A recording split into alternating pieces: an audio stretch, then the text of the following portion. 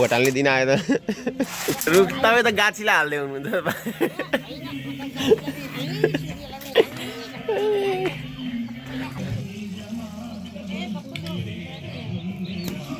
vote हालौँ है सबैले भोट हाल्नुपर्छ नि यसरी नै मासु भात मुखमा भोट जति रुखमा भन्दैछन् ठिकै छ गाइजहरू मासु भात खाए पनि भोट चाहिँ माई पहिलोचोटि भोट हाल्न गइरहेको छु म चाहिँ मुटु ढुकढुक हुँदो रहेछ अलिकति नर्भस केही छैन हजुर हामी चाहिँ यति मेहनत गरेर त्यही त भ्रष्टाचार गरेर एसीमा बस्छन् क्या अझ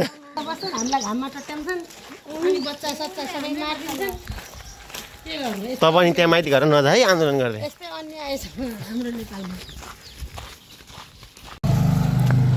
ल अब रोडको अवस्था हेर्नु अनि मात्रै भोट हाल्नु लु हेर्नु आहा कस्तो राम्रो ढल आहा कस्तो राम्रो बाटो यो हेरेर त पुरानैलाई दिउँ जस्तो लागिरहेको मलाई त रमाइलो रहेछ त हो यता त भिडभाड एकदम ठिक छ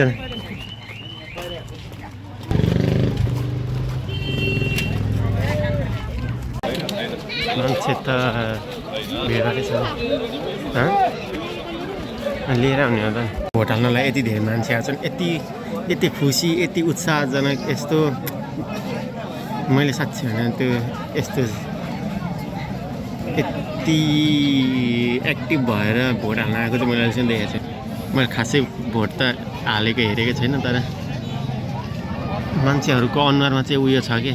एउटा डिफ्रेन्ट एनर्जी छ योपालि केही गरौँ योपालि नयाँलाई नि दिउँ जस्तो खालको चाहिँ छ अब हेरौँ कति अब पुरानैलाई दिन्छन् कतिले नयाँलाई दिन्छन् कतिको परिवर्तन चाहेका छन् मान्छेले त्यो अब हेर्नुपर्छ दिदी मम्मी बुवाको सबैको सामान बोकेर बसिरहेको छु बाहिर यसपछि म जान्छु अनि भोट हालेर आउँछु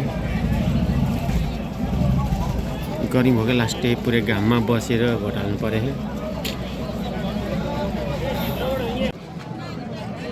न्यु खोजिरहेको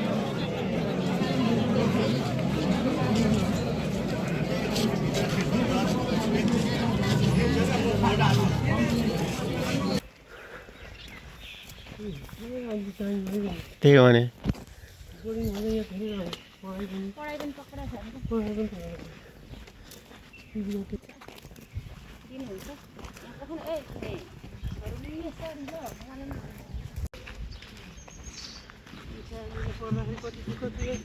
फाइनली भोट हालियो भोट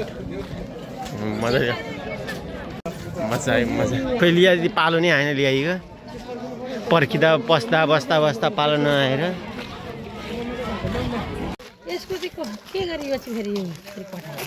भोट हाल्यो है भोट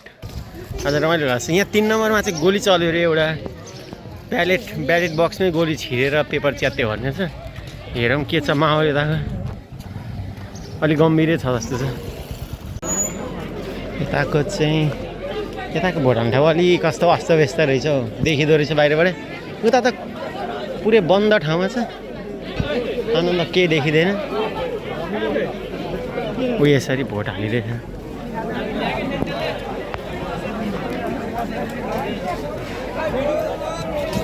सेन्टर चाहिँ अलिक कस्तो रिस्की रहेछ क्या रिस्की रहेछ बाहिरबाट सबै देखिँदो रहेछ उता 4 नम्बरमा चाहिँ एकदमै गेट सेट भित्रपट्टि त्यो ग्राउन्डभित्र थियो अनि एकदमै सेफ पनि छ जस्तो लाग्यो यहाँको चाहिँ अलिक बाहिरबाट सबै देखिरहेछ अनि कसले त्यहाँबाट हाम फालेर गयो भने पनि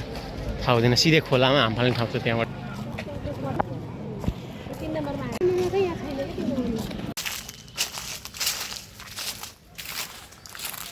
यो रुख कटर टिपेको याद आइरहेछ मलाई त्यो पहिला हिँड्थ्यौँ डाँडा घर हुँदा अहिले त के हो यस्तो यहाँ चाहिँ अलि राम्रो भएछ हाट बजार लाउने ठाउँ कस्तो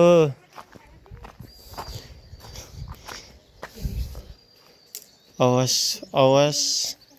बादीको छोडो साथ अवसर होला छोडौँ साथ यो कस्तो राम्रो बनाएको थियो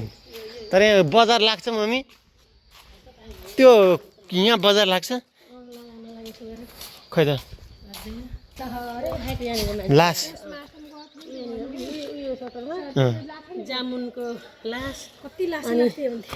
कटुवालको 4-5 जनाको लास टाउकै ग्रिम ग्रिम पारेर राखेको थियो कोही तल नझर्ने मलाई त हिँड्न डर लाग्थ्यो यो बाटो लासै लास 10वटा 15वटा त्यतिखेर मारेर ल्याएको यहाँबाट डाँडाको घर जाने बाटो पहिलाको डाँडा घर यता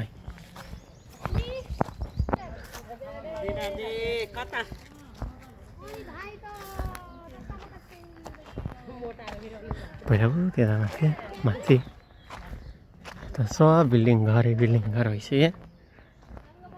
पहिला यो घर मुनि माथि हुन्थ्यो रोड तल हुन्थ्यो अहिले त रोड लिची खतरा फल्छ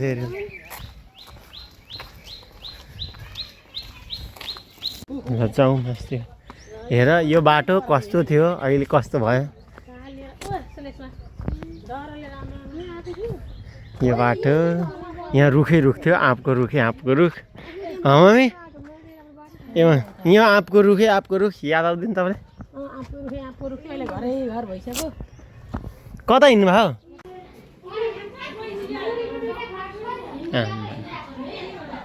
पुरै बिल्डिङ कटारीको स्काइलाइन है यो चाहिँ जाउँ घर ल बाई बाई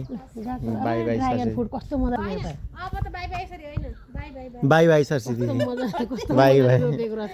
हेर म त अझै पनि त्यही आँपबारी नै याद आइरहेको छ भने त्यही त घर को कसको रोड निक्लियो जाउँ सिटीमा अब त